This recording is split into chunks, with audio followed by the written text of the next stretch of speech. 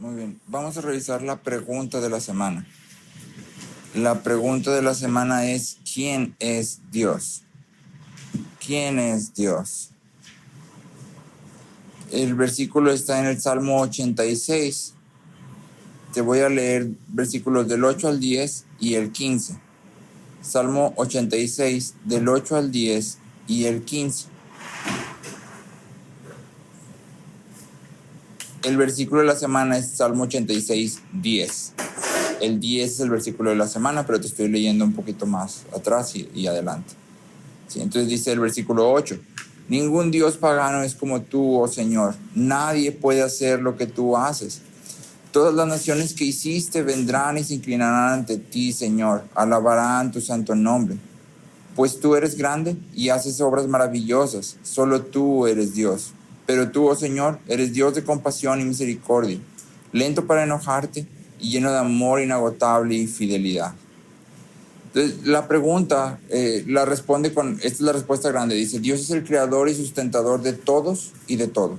Él es eterno, infinito, inmutable en su poder y perfección, bondad y gloria, sabiduría, justicia y verdad. Nada sucede si no es a través de Él y por su voluntad. ¿Sí? Entonces la pregunta es importante porque en nuestra cultura, aunque los niños tal vez no tengan muy claro una respuesta directa a esa, y tú le preguntas quién es Dios, tal vez no te van a estructurar todo esto. Pero es una pregunta relevante porque en nuestra cultura hablar de quién es Dios puede significar cosas muy diferentes para muchas personas. ¿Sí? Hace tiempo, ya hace algunos años, estaba en Twitter, cuando todavía era Twitter, y había un cantante que me gustaba mucho, cristiano yo creía, y luego de repente él tuiteó algo que sí porque él puso Dios es Cristo, Buda es Cristo, tú eres Cristo, así. Y yo dije, ¿qué? ¿De qué está hablando? Ya después, conforme fui escuchando un poco más de él, ya no cantando, sino en conversaciones, su idea es: todos somos Dios, porque todos en cierta forma somos divinos. Y hace algunas semanas, platicando con una persona ya un poco más cercana, esta fue su misma idea. Él me decía: es que yo cuando oro, en realidad lo que hago es, me hablo a mí mismo, porque creo que de mí mismo puedo hacer lo que tengo que hacer. Y entonces cuando le preguntas quién es Dios, para él Dios es en realidad un concepto abstracto que no significa nada específicamente y es algo que simplemente usamos para motivarnos a nosotros mismos, para encontrar fuerza, pero no es una persona real con ciertas características reales, es simplemente un concepto inventado por nosotros. Y entonces la pregunta ¿quién es Dios? Realmente es importante. Y es importante enfatizarle a los niños que cuando hablamos de Dios, del único Dios verdadero, Dios se revela a sí mismo. Si no nos deja a nosotros para que nosotros investiguemos o creemos o creemos fantasías de quién creo yo que es Dios o cómo creo yo que es Dios, ¿sí? Sino que Dios se ha revelado a Él mismo y lo correcto es responder a esa revelación.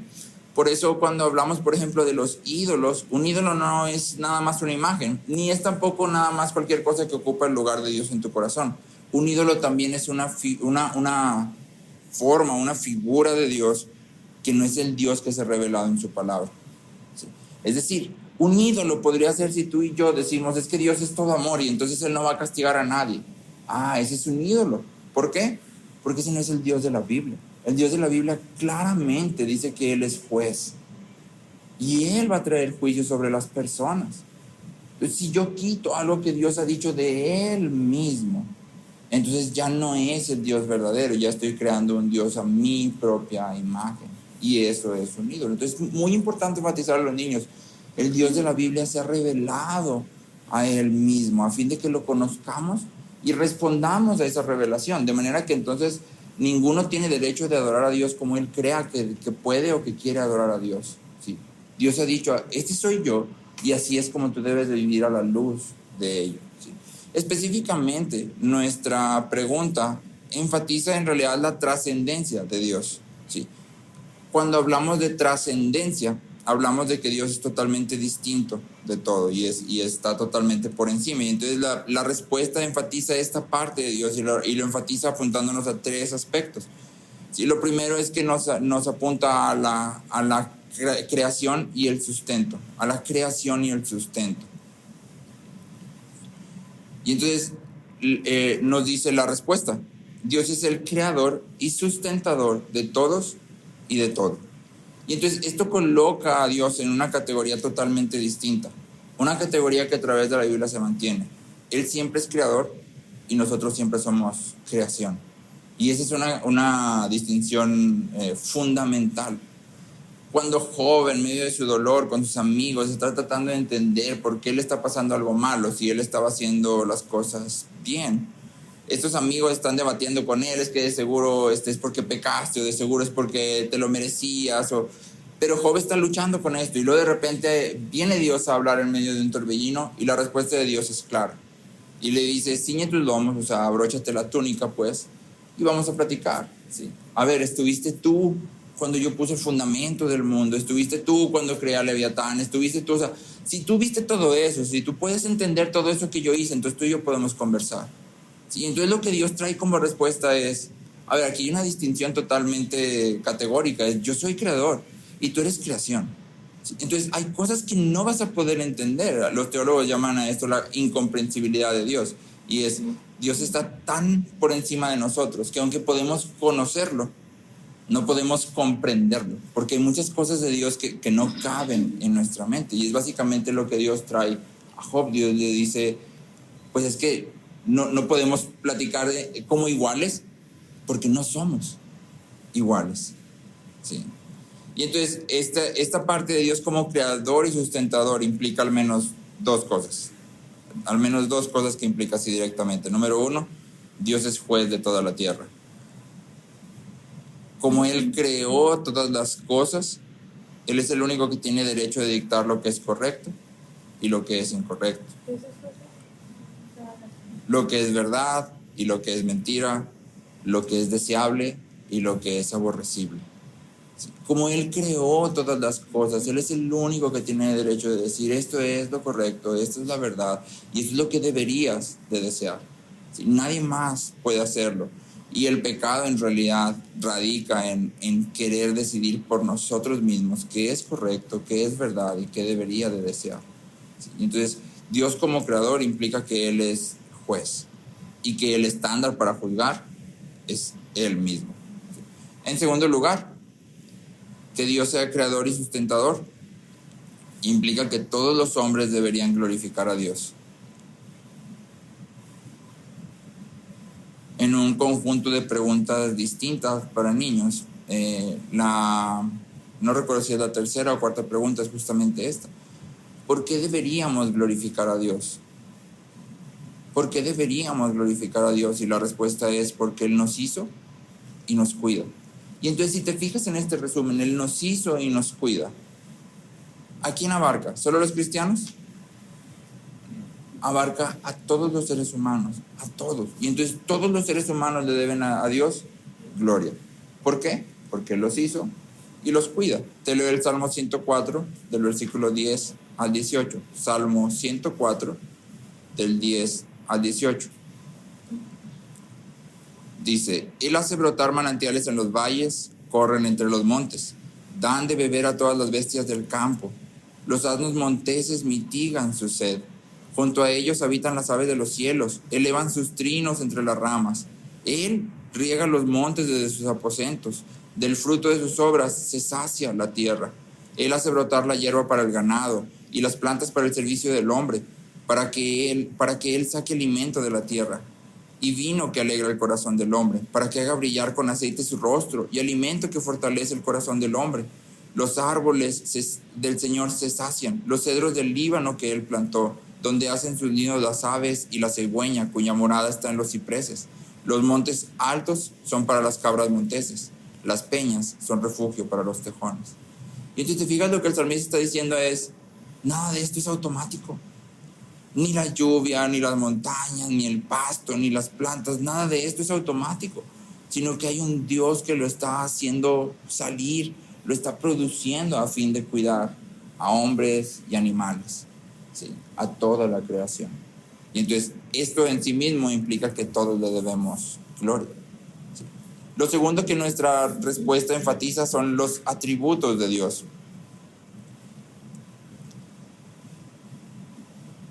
Específicamente enfatiza algunos. La respuesta dice: Él es eterno, infinito, inmutable en su poder y perfección, bondad y gloria, sabiduría, justicia y verdad. Sí, Él es eterno e infinito, inmutable en poder, perfección, bondad, gloria, sabiduría, justicia y verdad. Y entonces la respuesta selecciona algunos de los atributos de Dios, algunos de los atributos tal vez clave.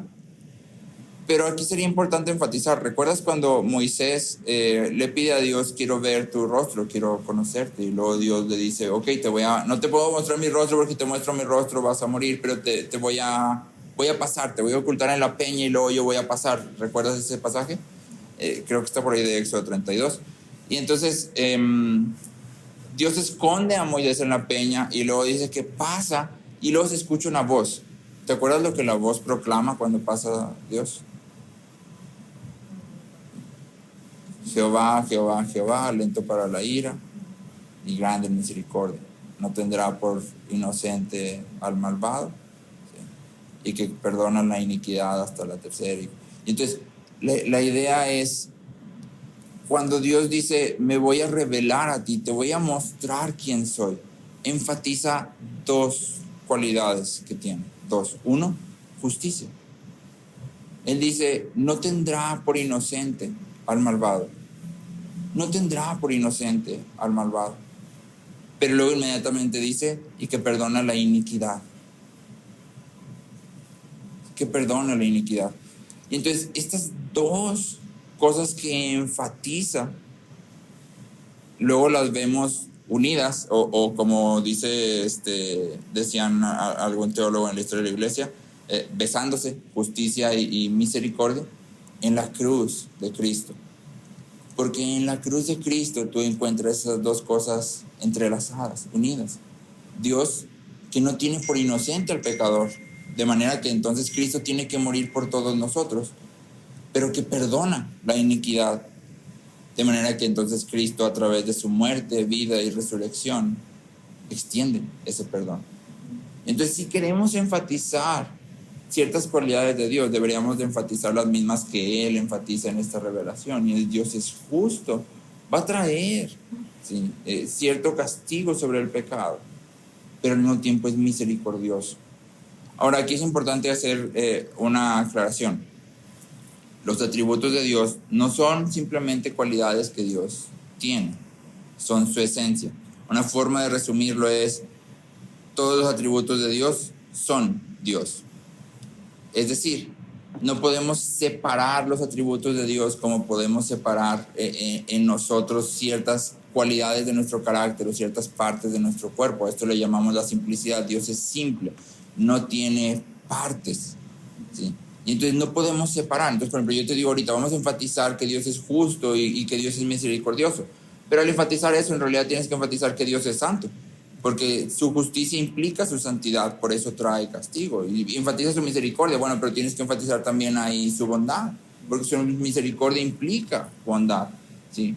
Entonces es importante que veamos los atributos como Dios mismo, no como partes de Dios, sino como Dios mismo. Y entonces cuando Dios actúa en justicia, siempre actúa en bondad, ¿sí? Cuando Dios actúa en amor, siempre actúa en justicia, no puede separarse.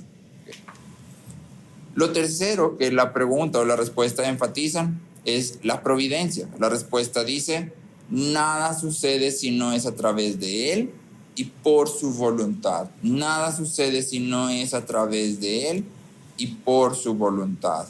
Sí.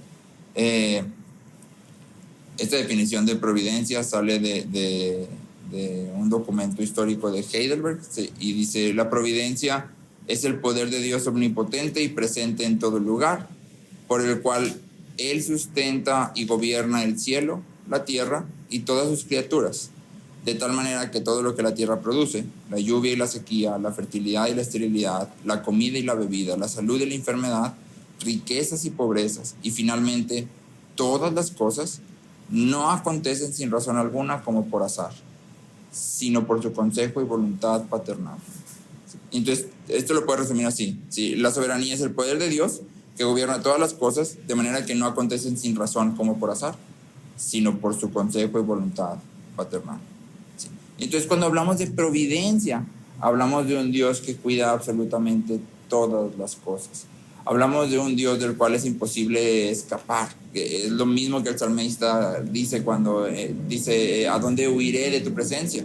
¿Sí? Si subiera a lo más alto, ahí estás tú; si bajara, ahí estás tú. Entonces, es exactamente lo mismo. Es imposible escapar de la soberanía de Dios.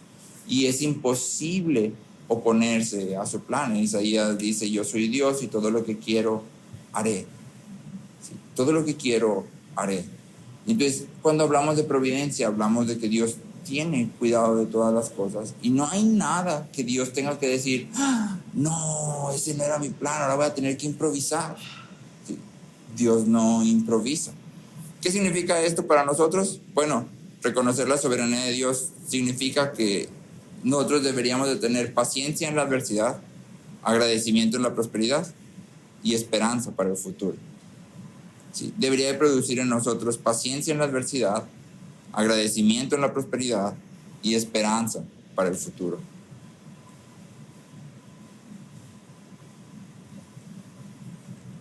Tres cosas: paciencia en la adversidad, agradecimiento en la prosperidad y esperanza para el futuro.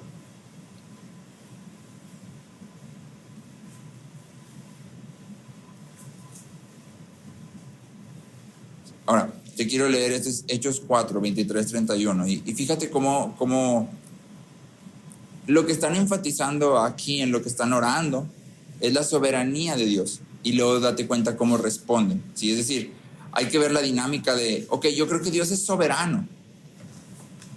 ¿Cómo debería responder? ¿Qué debería de hacer a la luz de creer eso? Hechos 4, del 23 al 31. Dice, al oír ellos esto, unánimes alzaron la voz a Dios y dijeron, oh Señor, tú eres el que hiciste el cielo y la tierra, el mar y todo lo que en ellos hay. Si te fijas, están enfatizando exactamente lo mismo que nosotros, ¿no? Dios es el creador y entonces dice, tú eres el que hiciste el cielo y la tierra, el mar y todo lo que en ellos hay. El que por el Espíritu Santo, por boca de nuestro padre David, tu siervo, dijiste, ¿por qué se enfurecieron los gentiles y los pueblos tramaron cosas vanas? Se presentaron los reyes de la tierra y los gobernantes se juntaron a una contra el Señor y contra su Cristo. Porque en verdad en esta ciudad se unieron tanto Herodes como Poncio Pilato, junto con los gentiles y los pueblos de Israel, contra tu santo siervo Jesús, a quien tú ungiste, para hacer cuanto tu mano y tu propósito habían predestinado que sucediera. Y entonces aquí está enfatizando lo mismo que nuestra respuesta. Y dice, aquí se unieron Herodes, Poncio Pilato, gentiles, Israel, y todos estos cuatro hicieron exactamente lo que tu mano y tu propósito habían predestinado que sucediera. Es decir, la muerte de Cristo era el plan de Dios. Y entonces estos cuatro, aunque optaron en pecado, están siguiendo exactamente el plan que Dios ya había trazado. Luego dice, ahora Señor, considera sus amenazas y permite que tus siervos hablen tu palabra con toda confianza, mientras extiendes tu mano para que se hagan curaciones, señales y prodigios mediante el nombre de tu santo siervo Jesús. Después que oraron, el lugar donde estaban reunidos tembló y todos fueron llenados del Espíritu Santo y hablaban la palabra de Dios con valor. Y entonces hay dos cosas aquí interesantes. Hay dos cosas que los apóstoles están haciendo en respuesta a, tú eres el Dios que creaste el cielo y la tierra. Número uno, se están acercando a Dios confiadamente. Ellos vienen y oran y dicen, yo sé que tú creaste todo y que por lo tanto entonces yo puedo acercarme a ti a orar confiadamente, sabiendo que tú tienes control de todas las cosas. ¿Sí? Y número dos, están diciendo, ayúdanos a hablar con valentía. ¿Sí? Ayúdanos a hacer lo que nos has llamado a hacer con valentía, porque tú eres soberano. ¿Sí? Y entonces la idea es, respondemos a la soberanía de Dios al hacer lo que Dios nos ha llamado a hacer con valentía. Respondemos a la soberanía de Dios al vivir conforme al Evangelio, aún frente a la oposición, ¿sí? Aún frente al rechazo, aún frente al menosprecio. Si creemos que Dios es soberano, nuestra vida debería ser transformada en este sentido. Si nos da miedo las personas o lo que dirán de nosotros o qué van a pensar de nosotros o nos da miedo a hacer ciertas cosas que Dios nos ha llamado a hacer, implica que nuestra creencia en la soberanía de Dios es nada más teórica. no es una creencia práctica, no es real, pues. Sí, porque la semana pasada estuvimos hablando de entendimiento y decíamos, el conocimiento debe de ser vivo en nosotros, si no es solo como sangre que se cuaja, que se pudre. Sí. Entonces, durante la semana enfatiza al niño esta idea de quién es Dios. ¿Sí?